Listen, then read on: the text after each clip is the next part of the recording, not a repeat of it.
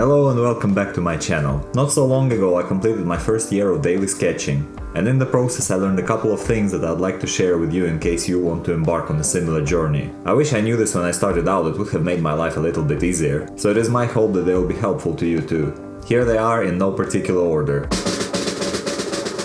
Don't wait for an inspiration, create a schedule instead. I'm tired, the day is very busy, the planets don't align. I'm sure you've heard this excuse many times and maybe you even use some of them yourself. Inspiration for us artists can be really elusive. We can never predict when it's going to arrive or how long it's planning to stick around. So in order to progress with any of your plans, it's best to create a schedule. And I know what you're thinking, schedules are not for artists, they're not sexy, they're not creative, probably have this mental images of Microsoft Excel spreadsheets and productivity boards, and the truth is it doesn't have to be any of that. Start simple, start small, don't overplan things. When I started out I gave myself just 2 rules. 1. Sketch every single day. 2. 15 minutes or more of sketching per day counts towards my goal. That's all, that's how simple it can be. But you have to stick to the schedule that you made. You have to be consistent. So make sure you give yourself an attainable goal that won't burn you out, something that you can maintain consistently even when life throws curveballs your way. If you do happen to slip up, don't panic, but do try to make up for it the next time you get a chance. Doing small things consistently over a long period of time will give you better results than having short bursts of hyper-productivity focus followed by long breaks of doing nothing. You know that old saying about the bike, that once you learned riding a bike you can never forget how to do it? Well, unfortunately that doesn't work with art. Leave it alone long enough and you'll have to relearn from scratch. Trust me, I know, because that's exactly what I'm doing right now. Get patient, because your progress isn't gonna be linear. You'll have days where you feel improvement immediately followed by weeks or even months of disappointment and uncertainty in your skills. It can be very demoralizing, but you just have to stick through that. You know the old mantra, 2 steps forward, 1 step back? With sketching it feels more like 5 steps back and 5.5 forward, if you're lucky. But it's not all bad, think about it this way. As you learn more theory, it is pretty likely that your motor skills and practical skills are going to lag a little bit behind, and that's totally cool. It always takes time to transfer theoretical knowledge to a practical skill. If you're disappointed with your progress, that's a good sign. It means that your eyes and your mind are already there, and that's why you see that something is wrong. Now all you need is put in time and practice and get your motor skills up to the same point where your brain is at.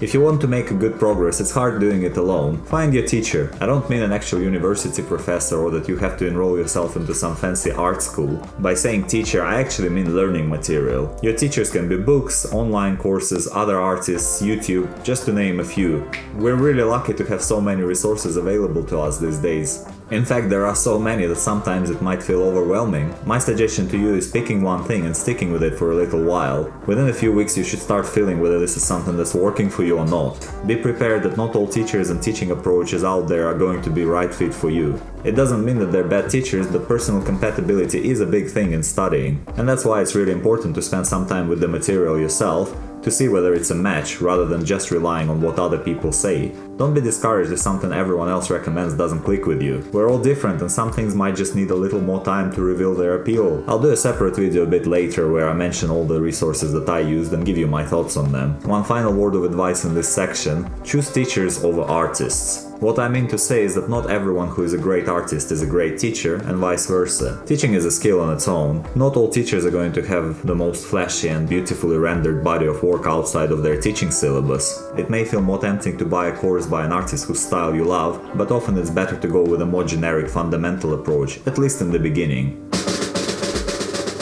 Just as you pick your teachers and materials to learn from, pick the advice that you're going to listen to. Especially if you're active online and you share your progress. You might find that other people may give you advice, and that is genuinely awesome. You have to appreciate the time people give to try and help, but you have to remember, the advice can be good or not so good. Even a great advice given at the wrong time and circumstance may be a bad advice for you. So take a note of all the advice and genuinely think through it. Consider who it's coming from and how it fits within the context of your own vision. Basically, filter things. What tools to choose? Our community obsesses over tools. What pencil do you need? What brand of sketch pad? Do you sharpen your pencil with a knife or a pencil sharpener? Are you allowed to use mechanical pencils? My advice? Don't overthink it. Start simple, start cheap. Do you want to sketch? That's the main thing. Start today with whatever you have lying around your house. Get into that habit of drawing. That's the main thing. The materials, all that stuff, that's secondary. And anyway, most likely as you progress, your materials are going to change and evolve with you. I started with charcoal pencils and that lasted for a few weeks, after which I switched to a regular mechanical pencil. It's this one here and I'm still using it to this day. Although when I started I was mostly using HB hardness leads, and now I'm mostly using softer leads like 4B or 2B. So this could be a very good entry point for you too. Get yourself a cheap mechanical pencil with a bunch of different leads and try what works. I'd say that to begin with, don't go with the ones harder than HB or softer than 4B. 2H and above are very hard leads used mostly in technical or architectural drawings. On the other hand, pencils softer than 4B are great for shading and creating darker tones, but it might be best to leave for advanced shading work. Experiment with the different hardness levels and see what works best for you. For example, I have naturally a very heavy hand when I'm drawing, so it took me a long time to go from HB to 4B, but you might be completely different.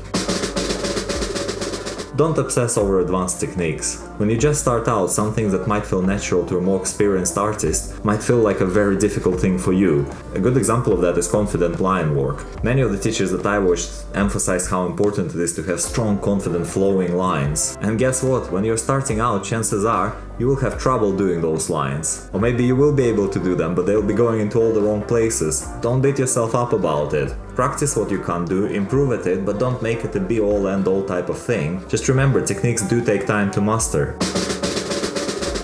Pick a lane. Now that's a pretty important one, I feel. When you just start out, chances are you will feel a little bit overwhelmed. Should you learn anatomy? Maybe concentrate on gesture drawing, portraits, architectural drawings, still life. Which medium should you be using? It's easy for all of that to build up quickly and leave you feeling paralyzed. Truth is, most likely you won't live long enough to try out everything that art has to offer. So just relax, take a deep breath. It's all good. Pick one thing, stick with it for a little while, but also don't feel like you're in a prison of your own construction and you're locked in, because that can kill your passion pretty quickly. If something else inspires you, there's no harm in trying to do that for a few days. Just make sure not to spread yourself too thin. Failure. There will be plenty of times along the way when you feel it's all pointless, that you're making no progress, that maybe you're just not cut out for this thing. Those are tough moments and your passion falters, and this is where discipline comes in and it takes you over that slump. I've been to those points more than I can count in the last year, and I still constantly find myself there at the bottom of this doubt pit. So I know all too well how it feels to be there. What helps me to get over these slumps is finding the very worst drawing I did at the very beginning of my journey. And I compare all my recent failures to that one, and I realize that things are not that bad. So try not to focus on the small fails, because they will happen. A lot. Just take it a day at a time and continue. Each day is a fresh new start. And this brings us to the conclusion with the very last point. Don't do any of this to impress anyone. Do this for yourself. As always, thank you all so much for watching. I hope at least some of this advice will be helpful and applicable to you. Stay awesome, stay creative, and I'll see you in the next video.